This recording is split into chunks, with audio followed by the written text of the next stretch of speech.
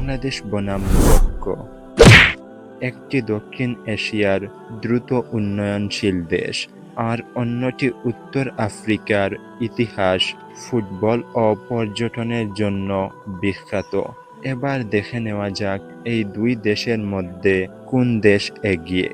আয়তন: বাংলাদেশের আয়তন প্রায় ১,৪৮,০০০ বর্গ কিলোমিটার, আর মরক্কোর আয়তন প্রায় ৪,৪৬,০০০ বর্গ কিলোমিটার। অর্থাৎ আয়তনে মরক্কো বাংলাদেশের থেকে প্রায় ৩ গুণ বড়।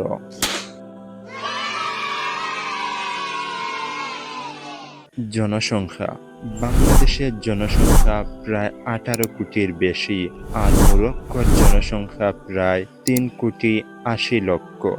রাজধানী: বাংলাদেশের রাজধানী ঢাকা, আর মরক্কোর রাজধানী রাবাত।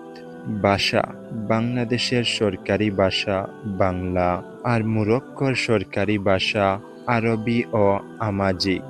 ধর্ম: বাংলাদেশে প্রায় ৯০% মুসলিম বাস করে, আর মরক্কোতেও অধিকাংশ মানুষ মুসলিম। শিক্ষার হার: বাংলাদেশের শিক্ষার হার প্রায় ৮০%, আর মরক্কোতে শিক্ষার হার প্রায় ৭৮%।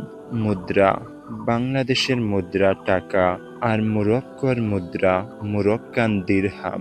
খেলাধুলা: বাংলাদেশের সবচেয়ে বেশি জনপ্রিয় খেলা ক্রিকেট, আর মরক্কো বিশ্বজুড়ে পরিচিত ফুটবলের জন্য। সামরিক বাহিনী: বাংলাদেশে রয়েছে প্রায় ২.৫ লক্ষ সামরিক সদস্য, আর মরক্কোতে রয়েছে প্রায় ২ লক্ষের বেশি সামরিক সদস্য। পর্যটন: বাংলাদেশ বিখ্যাত কক্সবাজার ও সুন্দরবনের জন্য, অন্যদিকে মরক্কো বিখ্যাত মারাকেশ, সাহারা মরুভূমি এবং নীল শহরের জন্য।